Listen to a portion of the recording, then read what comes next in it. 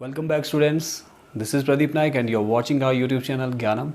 तो dear students, आज का जो हमारा टॉपिक है वो है linear differential equation with constant coefficient and its solution. Okay, तो let's start. Linear differential equation with constant coefficient होता क्या है? यहाँ पे आपको nth डेरिवेटिव वाली जो लीनियर इक्वेशन दिया मैंने विद कांस्टेंट कोफिशिएंट, वो आप यहाँ पे देख सकते हैं। ओके, तो देखिए यहाँ पे क्या है, P not nth derivative of y n-1th derivative of y p1 है एंड सो ऑन।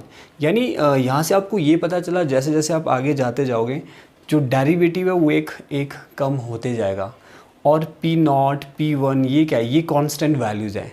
आपको यहाँ से ज़्यादा क्लियर होगा। देखिए यहाँ पर मैं एग्जांपल लिया है, third derivative of y with respect to x, फिर हम आगे जाएंगे सेकंड डेरिवेटिव आएगा, फिर फर्स्ट डेरिवेटिव आएगा एंड सो ऑन। ओके, इसके साथ देखिए जो ये वैल्यू है -4, 5, -2 और ये क्या है, इनको हम क्या बोलेंगे, इनको बोलेंगे कोफिशिएंट्स। कैसे? Constant coefficients.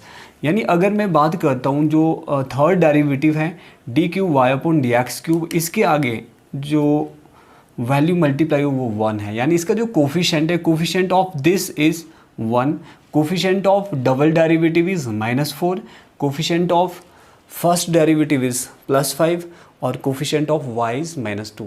यानी जो ये कोफिशिएंट्स आ रहे हैं ये क्या है, ये कांस्टेंट वैल्यू है, इनके साथ कोई वेरिएबल नहीं है, इसलिए हम इसको क्या बोलेंगे, linear differential equation with constant coefficient. Similarly double derivative में यहाँ पे दिया double derivative single and then, ये सेकंड ऑर्डर डिफरेंशियल इक्वेशन है, ये थर्ड ऑर्डर डिफरेंशियल इक्वेशन है। सेकंड ऑर्डर में क्या होगा, हाईएस्ट डिफरेंशिएशन 2 होगा, तो ये देखिए सेकंड, इसका जो कोफिशिएंट होगा वो 1 क्या है, कांस्टेंट वैल्यू। dy/dx का जो कोफिशिएंट होगा यहाँ पे -7 है, देन y का कोफिशिएंट प्लस का 12।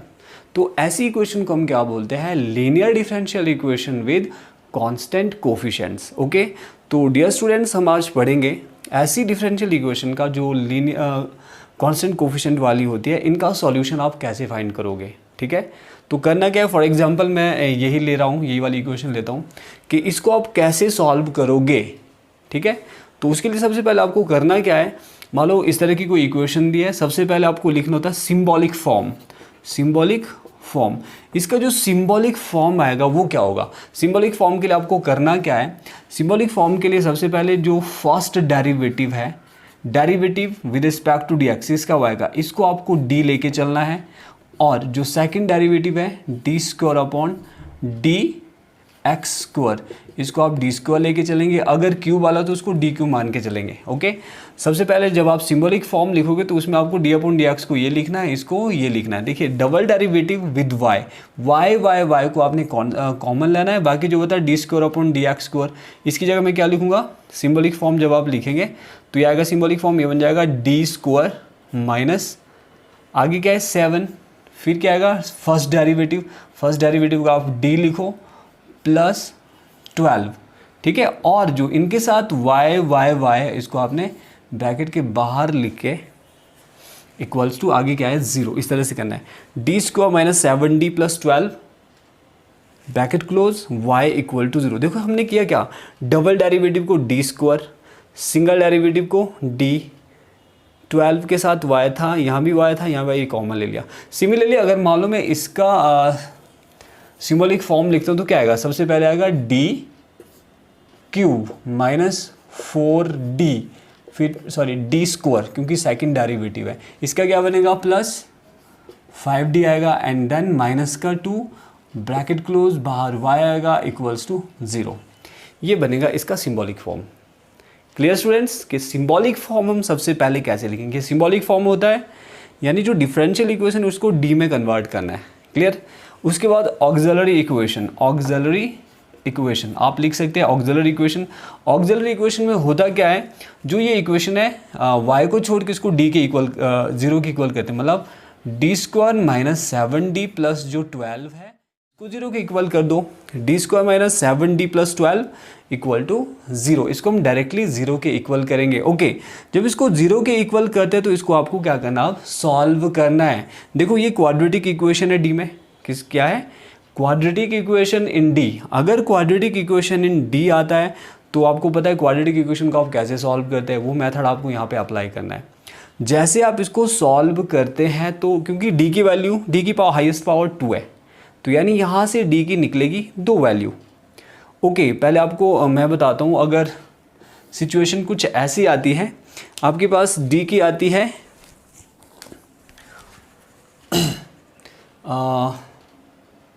मैं इसको इरेज करता हूँ यहाँ पे।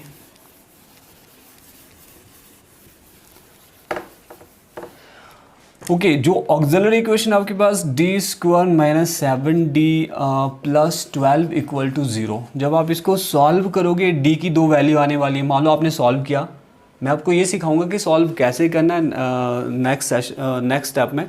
पहले आपको ये बताता हूँ कि d के जब 2 वैल्यू आती है, 3 वैल्यू आती है, 4 वैल्यू आती है, रूट्स निकलते हैं, तो आप सॉल्यूशन किस तरह से लिखोगे, उसका जो कंप्लीट सॉल्यूशन आता है।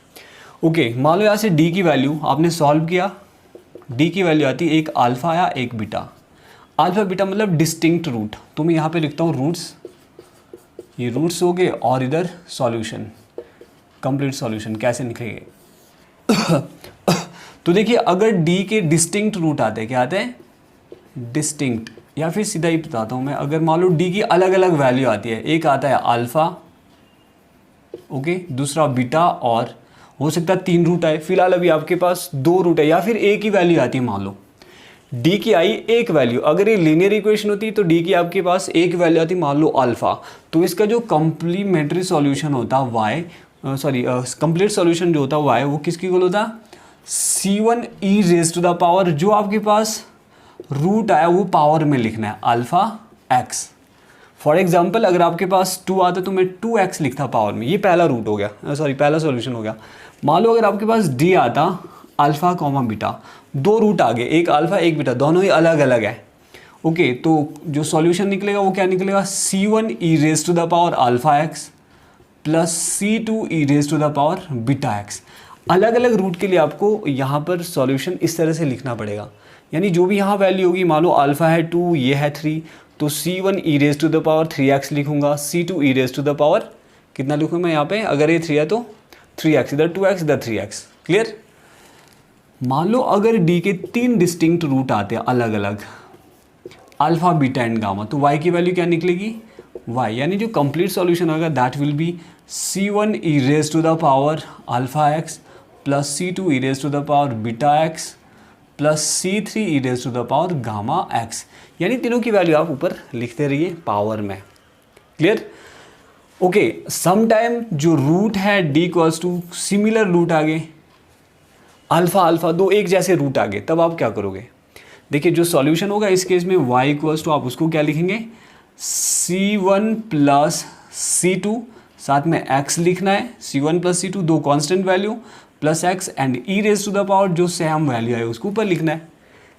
ओके, c1 प्लस c2, अगर आपके पास 2 सेम रूट आते हैं, यानी यहाँ भी 3 आया यहाँ भी 3 आया, तो आप क्या करोगे, c1 plus c2x e raise to the power 3x लिखोगे। क्लियर। ओके, मान लो अगर ये d की वैल्यू आपके पास, जब आप इक्वेशन को सॉल्व करते हो, यहाँ पर जो d की वैल्यू वो 3 आती है, अल्फ़ा अल्फ़ा अल्फ़ा, तीनों सेम है, तो आप क्या करोगे, y equals to c1 plus c2x आएगा प्लस c3x स्क्वायर लिखना पड़ेगा। देखो यहाँ पर x की पावर 0 होगी, यहाँ पर x की पावर 1, फिर x की पावर 2, यानी x की पावर जैसे जैसे आप आगे जाते रहोगे बढ़ती जाएगी, and e raise to the power alpha x लिखना है आपको। इस तरह से आप सॉल्यूशन लिख सकते हो। अगर आपके पास रियल रूट आते हैं, इट में बी डिस्टिंक्ट और इट में बी सेम, अगर सिमिलर रूट्स है तो आप ऐसा करोगे, अगर अलग अलग रूट है तो आप ऐसा करोगे। तो डियर स्टूडेंट्स, नेक्स्ट अगर आपके पास जो रूट्स है वो इमेजिनरी आते हैं, plus iota beta, plus minus iota beta, D equals two plus minus iota beta, अगर आपके पास इस तरह का सॉल्यूशन आता है, यानी जब इस इक्वेशन को सॉल्व करोगे, सॉल्व करने के बाद रूट आपके पास इमेजिनरी आता है, then what will be the complete solution, y will be equals to e raise to the power alpha x, यानी जो रियल पार्ट है उसको एक्सपोनेंशियल की पावर में लिखना है, bracket c1 cos beta x plus c2 sign beta x। आपको क्या करना है, जो बीटा है इसको एंगल की फॉर्म में लिखना है साइन और कॉस के साथ, साथ में कांस्टेंट c1 एंड c2। तो this is all about the roots and solution. Okay, अब हम एक एग्जांपल लेके चलेंगे कि एग्जांपल में हम सॉल्यूशन कैसे फाइंड करते हैं। फॉर एग्जांपल आपके पास एक डिफरेंशियल इक्वेशन है, फॉर एग्जांपल मैं इसी को सॉल्व करता हूँ, D square Y upon D X square minus 7 D Y upon D X plus 12 Y equal to 0। हमने क्या करना है, इसका कंप्लीट सॉल्यूशन फाइंड आउट करना है। Okay, complete solution find out करने के लिए सबसे पहले मैंने क्या बताया था आपको, करना क्या है, जो गिवन डिफरेंशियल इक्वेशन इसको सिंबॉलिक फॉर्म में कन्वर्ट करना है। तो सिंबॉलिक फॉर्म क्या होगी इसकी, आपको मैंने बताया था सिंबॉलिक फॉर्म जब लिखते हैं तो जो डबल डेरिवेटिव है उसको क्या लिखूँ, D square minus 7, first derivative को आप डी लिखोगे प्लस 12 और जो y उसको कॉमन लेके इक्वल टू 0। ये होगा सिंबॉलिक फॉर्म। कई बार क्वेश्चन यहीं से शुरू होता है, सिंबॉलिक फॉर्म दिया होता है, ये इक्वेशन नहीं दी होगी, आपके पास सिंबॉलिक फॉर्म ही डायरेक्टली दिया होगा। नेक्स्ट स्टेप आपको क्या करना है, ऑक्सिलरी इक्वेशन। ऑक्सिलरी इक्वेशन में क्या करेंगे, D square minus 7 D plus जो 12 है उसको डायरेक्टली 0 की इक्वल करोगे आप, D square minus 7 D plus 12 equal to 0। Okay, अब इसको सॉल्व करना है। अब सॉल्व करने के लिए आपको पता है डिफरेंशियल जो क्वाड्रेटिक इक्वेशन है, इस क्वाड्रेटिक इक्वेशन को हम सॉल्व कैसे करेंगे, क्लियर हो गया। ऑक्सिलरी इक्वेशन में हम कैसे लिखते हैं, y नहीं लिखना है, डायरेक्टली जो इक्वेशन उसको 0 की इक्वल कर दो। ओके, एंड नाउ इसको सॉल्व करते हैं। तो क्वाड्रेटिक इक्वेशन है, देखिए मल्टीप्लाई करके 12 इंटू 1 12 आना चाहिए और प्लस माइनस करके मिडिल टर्म स्प्लिटिंग मेथड से करेंगे हम 7 आना चाहिए। तो ऐसे दो नंबर ढूंढो जिसको मल्टीप्लाई करके 12 आए और प्लस माइनस करके उसको 7 आता है। तो सिंपल है, 4 इंटू 3 12 होता है, 4 प्लस 3 7 होता है। तो हम इसको एग्जैक्टली देखो कैसे करना है solve, D square as it is लिखो, माइनस 7 डी की जगह 7 को ब्रेक करके लिखना आपने, 4 प्लस 3 7 को ब्रेक करना, सिर्फ माइनस का माइनस डी का डी लिखना है, प्लस का प्लस 12 का 12 इक्वल टू 0। नेक्स्ट स्टेप क्या होगा, डी स्क्वायर जो ये माइनस है इसको मल्टीप्लाई कर दो दोनों के साथ अंदर और डी भी मल्टीप्लाई करना है। तो 4 भी माइनस का हो जाएगा और 3 भी माइनस का हो जाएगा, प्लस 12 इक्वल टू 0। अब नेक्स्ट स्टेप में क्या होगा, d यहाँ से कॉमन आएगा, अंदर क्या बचेगा, d minus 4। Okay, d minus 4 and similarly यहाँ पे साइन 3 है, माइनस है, यहाँ और यहाँ से भी कॉमन आ रहा है 3, अंदर क्या बचेगा, d माइनस 4 इक्वल टू 0। तो d माइनस 4 और इक्वल टू 0, देखो यहाँ से d कॉमन आया था, यहाँ से आप 3 कॉमन ले लो माइनस का, तो प्लस का जो 12 है माइनस का 4 बच जाएगा यहाँ पे 3 क्योंकि कॉमन आ गया। अब देखो यहाँ और यहाँ जो ये दो वैल्यू दी है, सॉरी एक जैसा आ रहा है, तो हम यहाँ पे क्या करेंगे, मैं इसको यहाँ पे सॉल्व करता हूँ इसके नीचे। तो देखो d माइनस 4 इसको आप कॉमन ले लो, d माइनस 4 कॉमन आ गया, तो अंदर क्या बचेगा, अंदर बच जाता है d माइनस 3 इक्वल टू 0। अब यहाँ से d माइनस 4 भी 0 की इक्वल कर दो, ओके, और d माइनस 3 भी 0 की इक्वल कर दो। तो d की वैल्यू क्या निकलेगी यहाँ पे, प्लस का 4। Okay, similarly d equals two plus का 3। तो यहाँ पे आपके पास दो वैल्यू आ रही है d की, तो मैं यहाँ पे करता हूँ बाकी का सॉल्यूशन। देखिए जो d की वैल्यू आ रही है आपके पास कितनी आ रही है, 4 और 3, दोनों ही डिफरेंट रूट आ रहे हैं, अल्फ़ा बीटा, ये वाली सिचुएशन आ रही है। यहाँ पे d की दो वैल्यू आ रही है, अल्फ़ा बीटा, अल्फ़ा 4 है, बीटा 3 है, आप कुछ भी ले सकते हो इसको। मानो d की वैल्यू क्या आ गई हेयर, सॉरी जो d है it will be equals to 3 और 4, ये आ गया। तो कंप्लीट सॉल्यूशन क्या होगा, y equals to e raise to the power, पहले लिखना है c1 e raise to the power 3x आएगा, plus c2 e raise to the power 4x, ये रहेगा आपका complete solution for this differential equation. जो ये डिफरेंशियल इक्वेशन दिया है, इक्वेशन 1, इसके लिए ये रहेगा सॉल्यूशन। तो डियर स्टूडेंट्स, आई होप आपको ये कंसेप्ट क्लियर हो गया होगा। तो इसी तरह के एग्जांपल्स लेकर मैं नेक्स्ट वीडियो में आने वाला हूँ, तो keep watching this channel. Thank you very much.